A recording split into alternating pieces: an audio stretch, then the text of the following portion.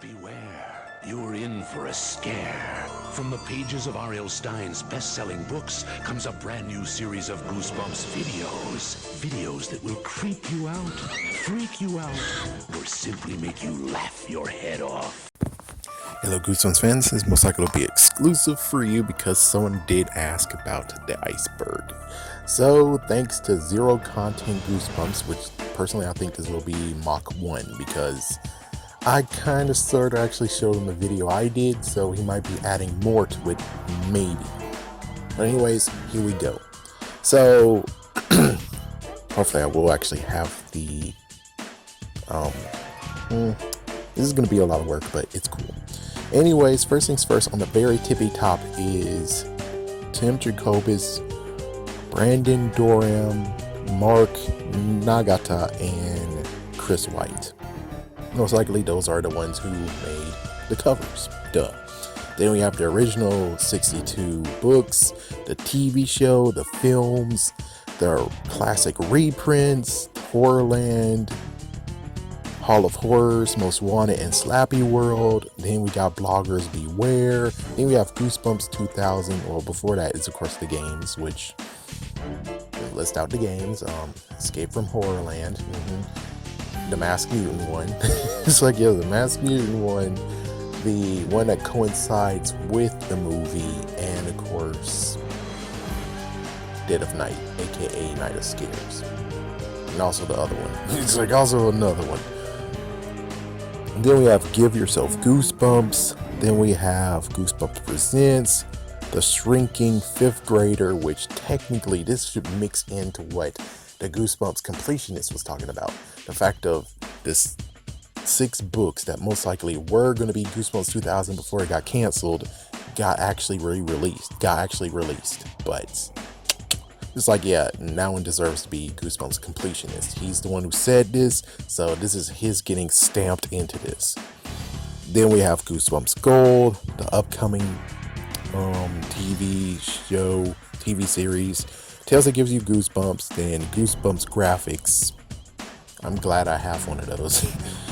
IDW Comics, and then Morton wasn't allowed to eat eat kids. Instead, he had to eat a baby turtle, which is just kind of funny at the point of where I talked to Steven. It was like, I think the girl, it's like the girl that is in the actual cover is not the same girl that's supposed to be there. Catherine Dark, I think that's her name. If not, then but anyways, it's like, yeah, what I'm basically saying as a complete creep jerk ass is the fact of the girl in the cover is the girl that actually gets killed and got written off. So basically it's like, I would say it's an Easter egg where it's like, yeah, that girl right there, the girl that was supposed to be in the cover, oh, that's the one that actually is alive now because you said, oh, you can't actually have him eat children. And then we have the triple header, then we have the 2 OG covers that OG 62 covers that Tim didn't do, which of course someone told me the 2 names of the guys who did it, so yeah, sure. Of course, for those who don't know, it's Stay Out of the Basement and Be Careful What You Wish For. Those are 2 books that he didn't actually do. One was on vacation, the other one was because we couldn't actually choose which one of you, so you both get to do one. And then they chose Tim. Then we have Justice for Morton, which means basically the whole thing of, and I already did a video on it, so it's cool, where it's like Morton didn't actually do anything wrong and he got eaten for it. Let's see, Topps Trading Cards, then Stay Out of the Basement is about repressed homosexuality. That one I would omit, but frig it.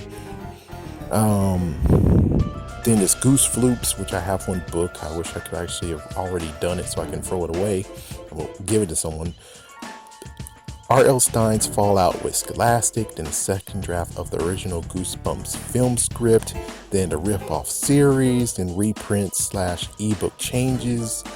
Not to mention, this is where I actually will add the one I already talked about previously, which is they're hiding books now. They're not reprinting many books, especially nowadays where it's like, yeah, you can get them on e-prints, but, well, as for physical, you can forget about it. Multiple of 2 and 3. And 4, yeah, right. Werewolf Skin, yeah, supremely, yeah, right. So it's like, the collector caps books, and then Horrorland Fright Show, then Kermit is Jesus. No, I was like, I would basically erase that and basically say, no, Kermit is a crime boss. It's like I've been saying it for many videos where I'm like, Kermit is the reason why Monster Blood for Breakfast is happening. He synthesized what was in the batter, or basically apparently I got wrong on that one, which I'm like, okay, well, I'll find a person who told me about it and I'll beat the crap out of them for telling me the wrong thing. But for right now, let's just go with the fact of where there was cake batter left all over the basement. Who's cleaning it up? It's like eventually there's most likely one piece of it that they didn't get up, and because of that, Kermit grabbed it, Kermit synthesized. Of course he had to, because he had to shrink Evan down. So it's like, yeah, so he was able to play with it even more, and those dumb idiots didn't even know about it. Then we have the live stage play, and then we have the canned unnamed 43rd Tales That Gives You Goosebumps. Oh, Give Yourself Goosebumps book was the ones with the penguins, I think. Was it the one with the penguins? I think it was the one with the penguins. Then that Monster Blood short story, which is most likely the one I've been talking about, where it turns out that Monster Blood is in a purple-green box, and it's somewhere in Pennsylvania, and you have to write to them. They don't have a phone number. You have to write to them. That's how you actually get customer service. And then all of a sudden right here is confirmed ghostwriters. Holy frick, really?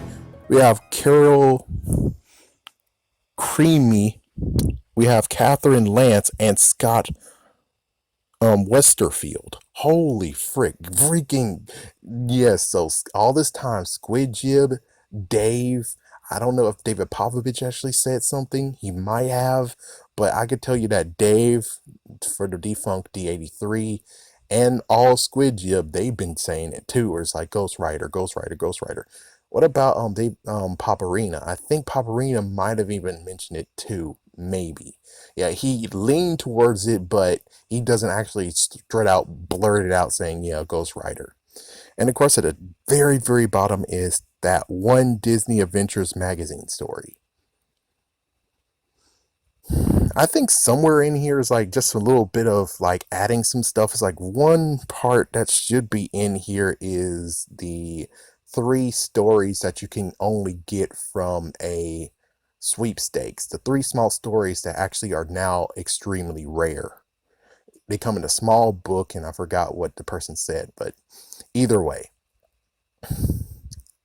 So there we go, and I think technically Werewolf Skin should be in here even more. It's like the fact of there was 5 rewrites. Wait, it's like the book had 5 rewrites, and the episode had to get like a draft or 2 done. It's like the original episode was done, and they're like, oh no, and then they had to actually redo it a little bit because apparently it was still too hot for the presses. And of course, I think one person did actually talk about the fact of where, but of course it got defunct. I might throw it in here, the outlining part of what the writers did. It's like that deserves to be somewhere around here. But anyways, hopefully this will satisfy you until we can actually really get a true Goosebumps Iceberg. I mean, one that actually people are like, it's you did all of it, it's you. It's like, yeah, I did it. I did it all of it this time. It was all me this time. Well, most likely I'll have help. But anyways, yeah, special thanks to Zero Content GB, or Out of Text Goosebumps quotes, that is on Twitter. Have a scary day. Have a scary night.